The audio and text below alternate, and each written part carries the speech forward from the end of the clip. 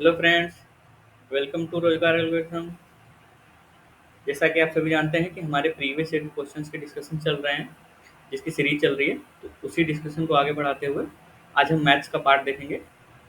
चलते हैं question number 77 पे। तो इसमें हम देख सकते हैं कि हमें क्या करना, find the unit digit in the product 6812 3528 3179 4324। जब भी हमें यूनिट डिजिट फाइंड आउट करना है तो हम क्या करते हैं कि इसका यूनिट डिजिट, ये यूनिट डिजिट इसका यूनिट डिजिट और इसका यूनिट, इस सबको मल्टीप्लाई करते हैं और मल्टीप्लाई का फिर जो यूनिट डिजिट आएगा वही हमारा आंसर हो जाएगा। जैसे यहाँ देख सकते हैं कि 6812 का यूनिट डिजिट मैंने लिया 2, इसका 8, इसका आ गया 9 और इसका आ गया 4। सबको मल्टीप्लाई करेंगे तो वैल्यू आएगी 576। तो इसकी यूनिट डिजिट 6, यही हमारा आंसर हो जाएगा।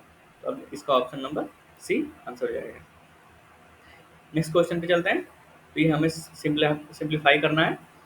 तो सिंपली इसमें कुछ नहीं करना है, इसमें बस एक चीज़ ध्यान देने वाली है कि इसमें बोर्ड मास रूल अप्लाई होगा और उसके हिसाब से सबसे पहले हम डिवीजन को सॉल्व कर रहे होंगे।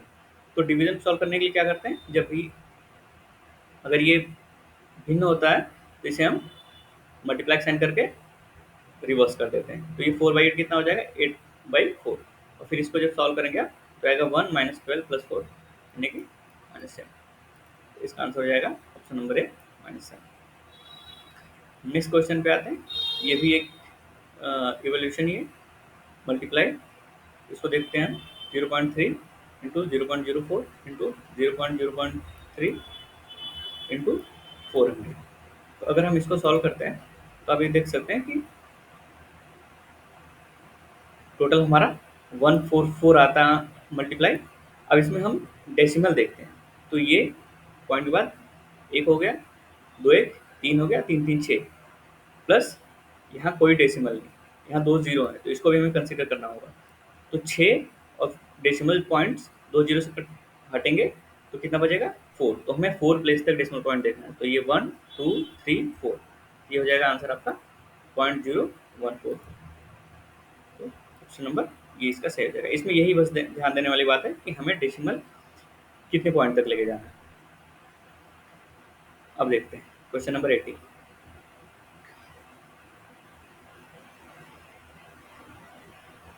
उन जोड़ियों की संख्या के बारे में जिनका एचसीएफ 15 और एलसीएम 138 है। तो अब इसमें क्या करते हैं कि सबसे पहले इसमें ये देखने वाली बात है कि इसमें सीधा सीधा दिख रहा है 15 एचसीएफ है और एलसीएम 138 है। तो हम क्या करेंगे, एलसीएम डिवाइडेड बाई 15 करेंगे, ठीक है, चेक करने के लिए। अब देख सकते हैं यहाँ पे एलसीएम डिवाइडेड बाई 15 करेंगे, जो कि ये डिविजिबल नहीं है। डिविजिबल नहीं है तो हम सीधा बोल सकते हैं कि ऐसी कोई भी जोड़ी मौजूद नहीं है या ऐसा कोई भी पेयर इसका नहीं है। नेक्स्ट क्वेश्चन पे आते हैं। तो इसमें क्या है, यदि 851 को 1/2 अनुपात है, 2/3 अनुपात है, 3/4 के अनुपात में 3 भागों में विभाजित किया जाए तो पहला भाग क्या होगा। तो इसका सोल्यूशन आप देख सकते हैं, हमने करा हुआ सिंपल है। सबसे पहले हमें क्या करना है, इन तीनों का एलसीएम लेंगे। तो एलसीएम कितना आ जाएगा, 12। अब क्या करते हैं कि इसको इजी बनाने के लिए हम, क्योंकि ये भिन्न में है तो इसको हम इजी बनाने के लिए क्या करेंगे कि एलसीएम लेके और एलसीएम से ही मल्टीप्लाई कर देते हैं। तो जब हम एलसीएम से मल्टीप्लाई करेंगे तो ये आ जाएगा 6:8:9। अब ये हमारे लिए थोड़ा आसान हो गया।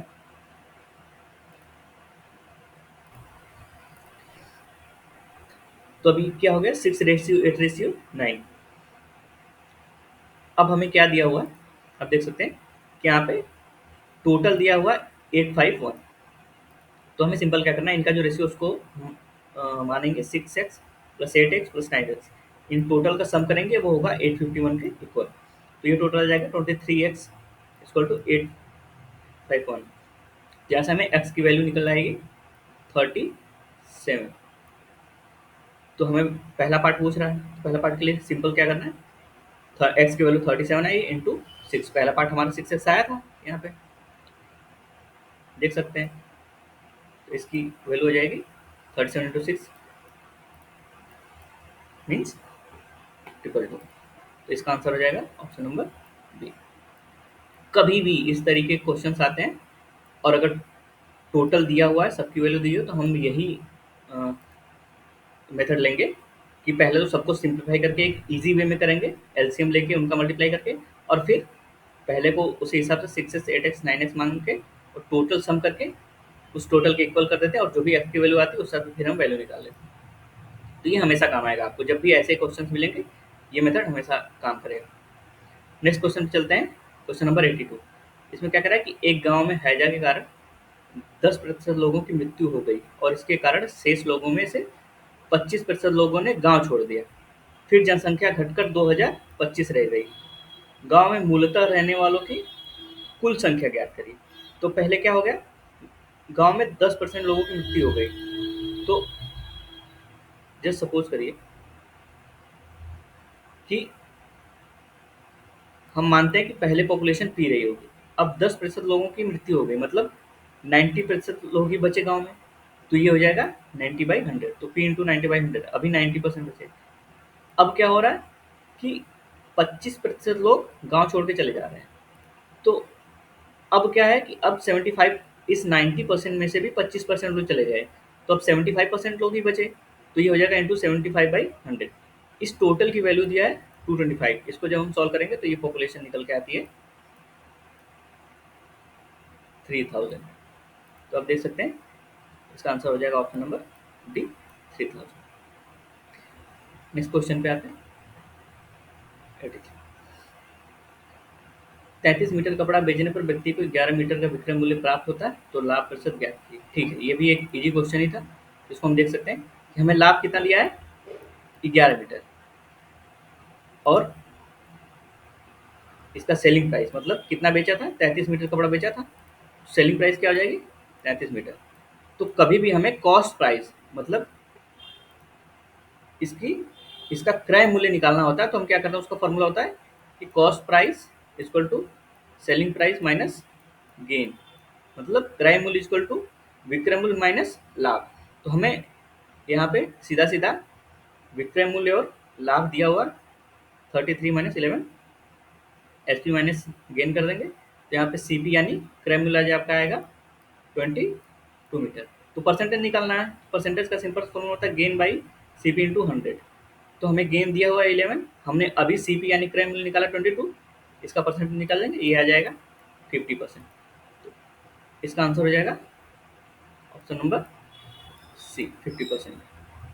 नेक्स्ट क्वेश्चन पे आते हैं। एक राशि को 3 वर्षों के लिए एक निश्चित दर पर साधारण ब्याज पर रखा गया था, इसे 2% अधिक दर पर रखा गया होता तो 420 अधिक प्राप्त होते। तो राशि ज्ञात कीजिए। ये भी बहुत सिंपल क्वेश्चन था, इसमें कुछ नहीं करना है। आप देख सकते हैं कि 2% हर साल बढ़ रहा है और कितने वर्षों तक गया, 3 साल। तो सीधा सीधा 6% बढ़ गया, और उसी 6% की वैल्यू कितनी दी है, 420। तो सिंपल सा आपको करना है, उस 6% की वैल्यू आपको 420 दी हुई है, तो यहाँ से 1% की वैल्यू निकालेंगे 420/6।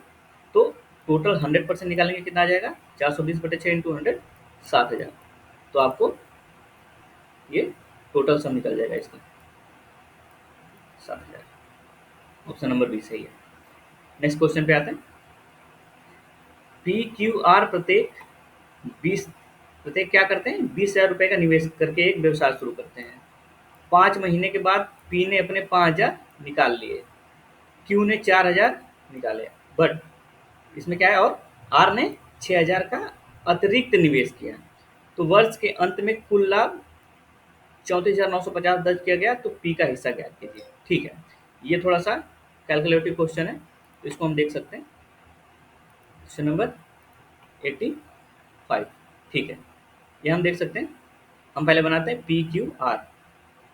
अब क्या किया था, सबने 20,000 इन्वेस्ट किए थे, तो ये क्या करते हैं, 5 महीने बाद निकालते हैं।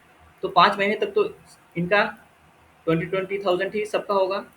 अब छठे महीने से क्या होगा कि इसने 5,000 निकाला, तो इसका क्या बचा, 15। इसने 4,000 निकाला, तो इसका कितना इन्वेस्टमेंट बचा, 16,000। और आर ने 6,000 डाले, तो इसका 20 से बढ़कर कितना हो जाएगा, 26। तो 5 महीने के बाद 7 महीने बचते हैं, और ये सातों महीने में इनका 15,000 ये इन्वेस्ट किया, इनका इन्वेस्टमेंट 16,000 था और आर का इन्वेस्टमेंट 26,000 था। तो हम अब टोटल देखते हैं कि ए का हिस्सा कितना हुआ। तो जब हम सम करेंगे तो इसका 1 लाख प्लस ये 1,05,000, ये टोटल सम बी का हो जाएगा। बी ये ए का अमाउंट हो जाएगा, ये बी का और ये सी का। तो हम इनका जब टोटल रेशियो निकालेंगे तो इनका रेशियो आएगा 205, 212, 282। अब कभी भी मैंने आपको पिछले क्वेश्चन में बताया था कि टोटल निकालने के लिए अगर रेशियो दिया है और किसी एक पार्ट को निकालना है तो पहले सबसे पहले टोटल निकालते हैं, फिर रेशियो रख देते हैं। तो पहले इनका टोटल निकालेंगे, कितना आएगा 699, और पी का बताना है। तो पी का रेशियो कितना था 205। तो सिंपल से क्या करना है, 205 बचे बटे टोटल कितना आएगा 699 इंटू जो लाभ शेयर था वो था 34,950। इसको सॉल्व करेंगे आपको सीधा सीधा आ जाएगा 10,250। नेक्स्ट क्वेश्चन पे चलते हैं। 11 परिणामों का औसत 50 है। यदि पहले 6 परिणामों का औसत 51 है और अंतिम 6 का औसत 59 है तो छठा परिणाम ज्ञात कीजिए। सिंपल, इसमें ये भी आसान क्वेश्चन था, इसमें कुछ नहीं करना होता है। इसमें क्या करना है, सिंपल सा आपको टोटल दिया हुआ है एंड 11, एवरेज जो टोटल दिया हुआ वो है 50। तो इसमें फॉर्मूला, एवरेज का फॉर्मूला क्या होता है, average equal to sum by n. तो टोटल सम की वैल्यू आप क्या निकलेगी, एवरेज इंटू एन, ये हो जाएगा 550। पहले 6 का सम दिया हुआ है, पहले 6 का अगर सम निकालेंगे तो इसका एवरेज दिया हुआ 51 और एन की वैल्यू 6 क्योंकि पहले 6 की बात कर रहा है। तो ये सम हो जाएगा 306 और लास्ट 6 का सम निकालना है तो ये हो जाएगा 59 इंटू 6, ये 59 इसका एवरेज दिया इंटू 6 354। तो ये कह रहा है कि छठा परिणाम ज्ञात कीजिए, तो 6 टर्म ज्ञात करना है। तो 6 की वैल्यू के लिए सिंपल फॉर्मूला क्या होगा कि फर्स्ट 6 का सम प्लस लास्ट 6 का सम माइनस टोटल सम कर देंगे तो ये 6 की वैल्यू निकल आएगी। तो ये हो जाएगा 306 प्लस 354 माइनस 550। तो इसका जब आप सॉल्व करेंगे तो इसका वैल्यू आएगा 110। तो छठे की वैल्यू हो जाएगी 110। तो सिंपल सा ऑप्शन नंबर सी सही हो जाएगा। क्वेश्चन नंबर 87 में चलते हैं। दीप्तेश और तुषार अलग अलग कार्य करते हुए एक कार्य को क्रमशः 9 और 12 दिनों में पूरा कर सकते हैं। दीप्तेश से प्रारंभ करके यदि वे बारी बारी से एक एक दिन कार्य करते हैं तो कार्य कितने दिनों में पूरा हो जाएगा। ठीक है, ये भी बहुत कठिन क्वेश्चन नहीं था, आसान ईजी है।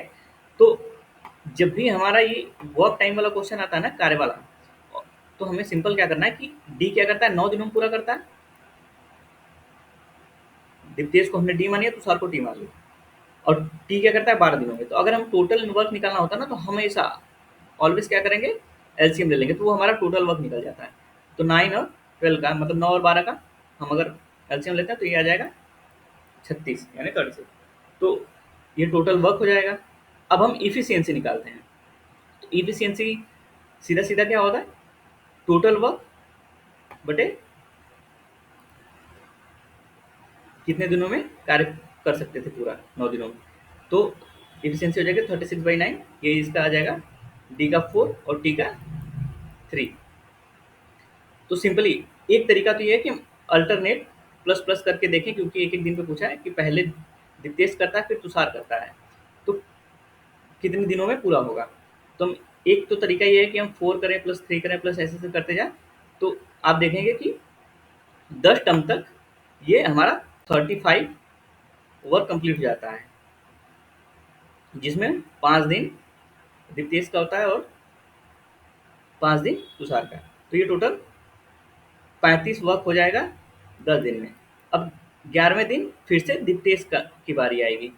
तो हम सभी जानते हैं कि उसका क्या है, इफिशियंसी है 4।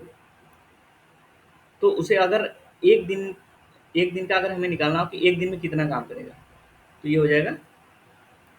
अब क्या करता है, 4 इफिशियंसी का मतलब सिंपल सा ये होता है कि वो एक दिन में 4 काम कर सकता है। तो अगर वो 4 काम एक दिन में कर सकता है तो एक काम के लिए क्या करेंगे, निकालेंगे तो उसका हो जाएगा 1/4। तो 1/4 इसका डेज आ गया, जो एक काम करने के लिए इसका लिया गया समय है। तो टोटल हमारे पास क्या हो गया, 36 कंप्लीट हो गया टोटल वर्क। और हमारा डेज कितना था, 10 प्लस 1/4। तो जो हमारा डेज आ जाएगा वो आ जाएगा 10 प्लस 1/4।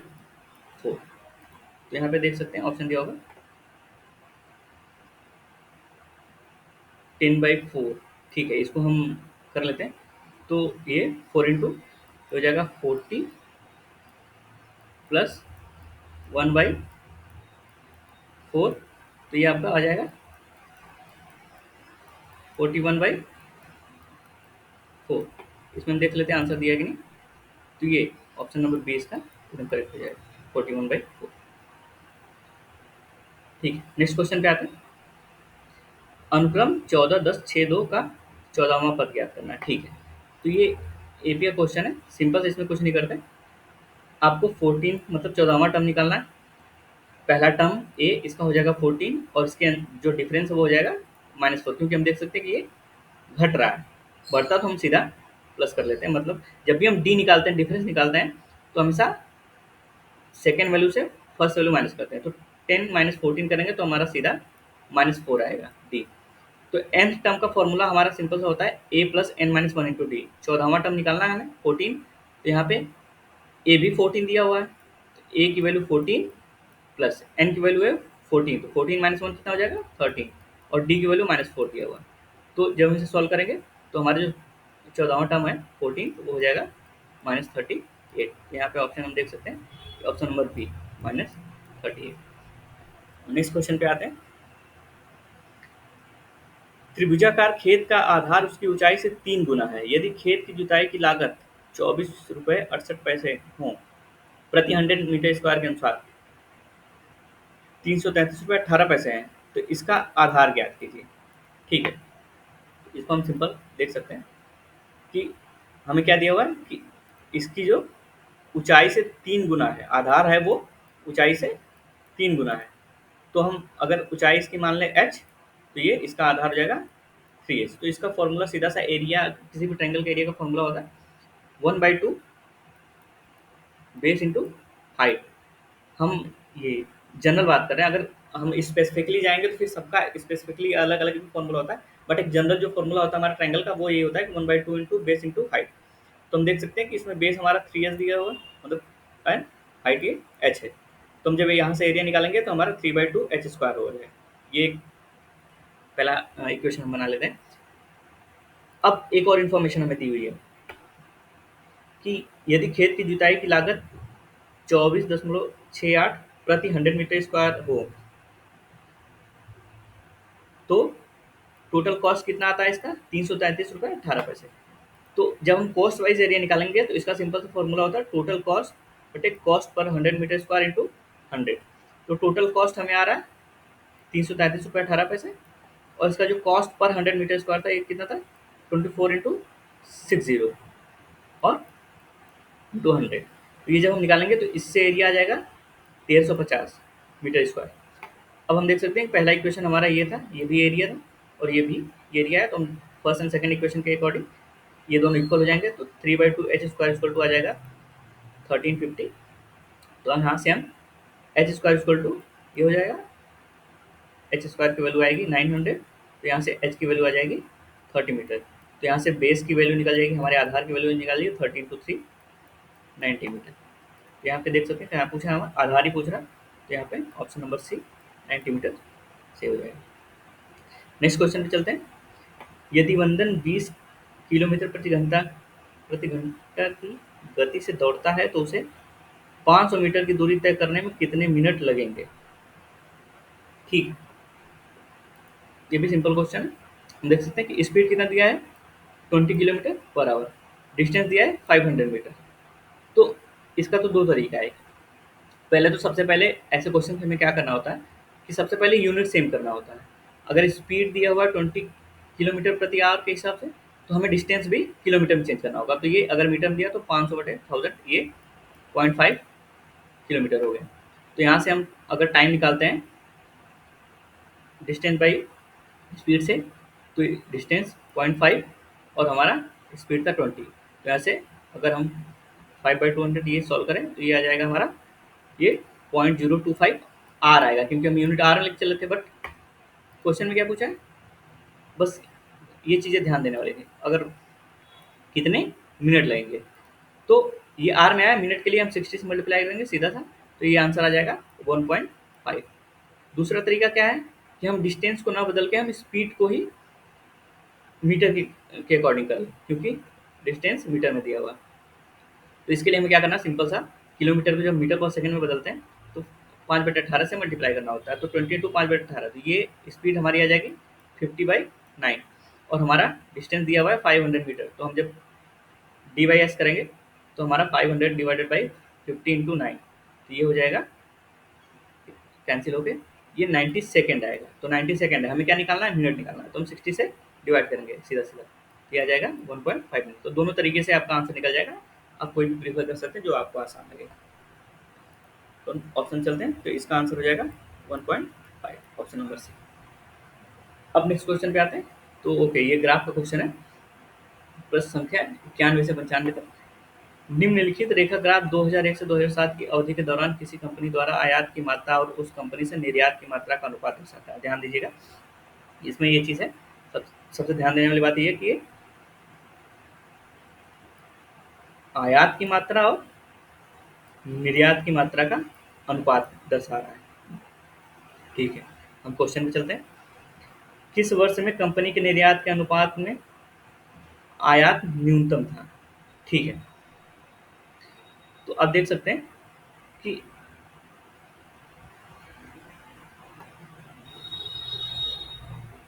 यहाँ पे हम अगर अनुपात देखते हैं तो सबसे पहले ये अनुपात किस में आ जाएगा, 0 इसमें देख सकते हैं कि ये सिंपल सा, ये जो क्वेश्चन पूछ रहा है वो सेम चीज़ ही यहाँ पे दिया हुआ है, इंपोर्ट टू एक्सपोर्ट का ही रेशियो यहाँ पे दिया हुआ है। तो सिंपल सा आप देख सकते हैं कि हमारा सबसे कम इसमें 0.6, ये 0.3 दिख रहा है। तो यहाँ पे 2003 में हमारा सबसे कम रेशियो दिख रहा है, तो ये हमारा आंसर इसका हो जाएगा सिंपल सा 2003। नेक्स्ट क्वेश्चन पे चलते हैं। दिए गए वर्षों में से कितने वर्षों में निर्यात आयात से अधिक था? अब ध्यान से देखिएगा, इसको इसको सब ध्यान में रखते हैं। निर्यात आयात से अधिक था, मतलब एक्सपोर्ट आपका इंपोर्ट से अधिक होना चाहिए। और रेशियो किसका दिया हुआ है, आयात और उस कंपनी के निर्यात। तो ये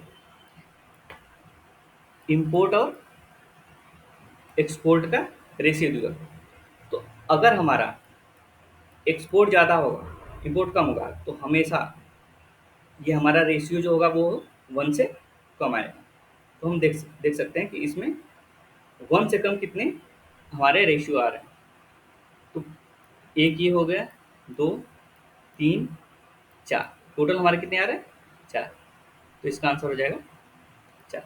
इसमें बस यही ध्यान देने वाला है, एक्सपोर्ट हमें पूछ रहा है और रेशियो दिया हुआ है इंपोर्ट और एक्सपोर्ट का। तो अगर एक्सपोर्ट ज़्यादा होगा तो ये कभी भी 1 से ज़्यादा नहीं होगी। तो बस हमें देखना है कि 1 से कम कितने रेशियो इसमें दिए हुए हैं, वही हमारा आंसर होगा, सिंपल सा, option number D. Next question देखते हैं। यदि 2002 में कंपनी का आयात 260 करोड़ था, तो 2002 में कंपनी का निर्यात कितना होगा, वो पूछ रहा है। ठीक है, क्वेश्चन नंबर 93, सिंपल सा देख रहे हैं, क्या बोल रहा है, 2002 में आयात मतलब इंपोर्ट 260 करोड़ है। 2002 में हम रेशियो देख लेते हैं कितना दिया, 2002 में ये रेशियो दिया हुआ है इंपोर्ट टू एक्सपोर्ट 0.8। तो इंपोर्ट टू एक्सपोर्ट का रेशियो जो हमारा 0.8 दिया हुआ है, इसमें इंपोर्ट की वैल्यू दे दिया 260 करोड़ और एक्सपोर्ट की निकालना है। तो सिंपल से 260 बटे इक्वल टू 0.8 हो जाएगा। तो इंपोर्ट की वैल्यू, सॉरी एक्सपोर्ट की वैल्यू निकल जाएगी आपकी 260 बटे 0.8, मतलब 325 करोड़। तो यहाँ पे आप ऑप्शन देख सकते हैं, हाँ, 325 करोड़, ऑप्शन नंबर भी करेक्ट हो जाएगा। और क्वेश्चन नंबर 94, 2003 से 2004 तक आयात में कितने प्रतिशत की वृद्धि हुई? What was the percentage increase in import from 2003 to 2004? ठीक है, अब देखिए, हमें क्वेश्चंस में क्या दिया है, यहाँ भी कुछ नहीं दे रहा है, कोई इन्फॉर्मेशन नहीं दे रहा है, बस डायरेक्ट इंक्रीमेंट पूछ दिया है और ये यहाँ पे हमें इनका रेशियो बता रखा है। तो जब तक हमें इम्पोर्ट एक्सपोर्ट का डेटा पता नहीं होगा तब तक हम इंक्रीमेंट नहीं बता सकते कितना इंक्रीज हुआ कितना डिक्रीज हुआ है। तो इसका सीधा सा आंसर हो जाएगा ऑप्शन नंबर डी, डेटा अपर्याप्त। नेक्स्ट क्वेश्चन पे चलते हैं, क्वेश्चन नंबर 95 पे। यदि 2004 में आयात 240 करोड़ और वर्ष 2004 और 5 में मिलाकर कुल निर्यात 500 करोड़ था, तो 2005 में आयात कितना था? ठीक है, इस क्वेश्चन को हम लगाते हैं क्वेश्चन नंबर 95। तो सबसे पहले हम 2004 की बात करते हैं। 2004 में आयात की वैल्यू दिया है 240 करोड़। तो 2004 की बात करेंगे तो इम्पोर्ट एक्सपोर्ट, यहाँ से हम रेशियो देख सकते हैं कि 2004 में इम्पोर्ट टू एक्सपोर्ट का कितना दिया है 1.2। तो यहाँ पे इम्पोर्ट टू एक्सपोर्ट का रेशियो 1.2 दिया है और 2004 में हमें देखना है। तो अब 1.2 दिया तो सीधा अगर हम इसको भिन्न में बदलें तो ये हो जाएगा 12/10। तो यहाँ से हम अगर लेट सपोज करें कि इम्पोर्ट की वैल्यू 12x है, इसके लिए अप्लाई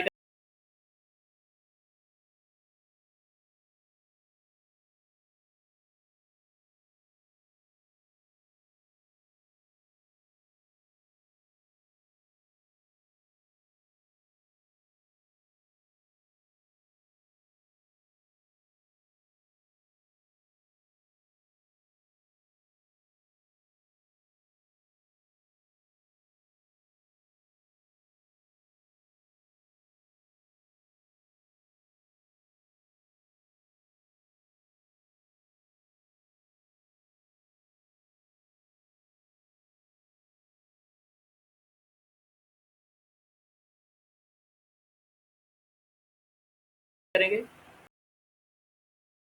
और एक्सपोर्ट की वैल्यू 1.5। तो इम्पोर्ट टू एक्सपोर्ट का रेशियो हमारा 1.5 आ जाएगा। अगर हम इसको भिन्न में बदलेंगे ये 15/10 हो जाएगा। तो यहाँ से आई की वैल्यू 15x और ई की वैल्यू 10x। अब हमें एक्सपोर्ट की वैल्यू दिया है 300, तो 10x इक्वल टू हमारा 300, तो एक्स की वैल्यू हो जाएगी 30। तो यहाँ से 2005 में हमारा इम्पोर्ट की वैल्यू कितनी है 15x, तो एक्स की वैल्यू 3, तो आई की वैल्यू हो जाएगी 15 इंटू 30 यानी 450। तो यहाँ पे हमें पूछ क्या रहा है क्वेश्चन में 2005 में आयात कितना था, मतलब 2005 में हमें ये इम्पोर्ट ही पूछ रहा है 450। तो हम सीधा सीधा इसका आंसर आ जाएगा 450 करोड़। ठीक है, इस वीडियो में बस इतना ही। ये मैथ्स का पार्ट था, ये खत्म कर दिया हम लोगों ने। नेक्स्ट पार्ट हम अपना रीजनिंग का देखेंगे। तब तक के लिए अगर वीडियो अच्छी लगी हो तो प्लीज़ लाइक करें और अपने इस चैनल रोजगार एल्गोरिथम को शेयर करें, सब्सक्राइब करें। धन्यवाद।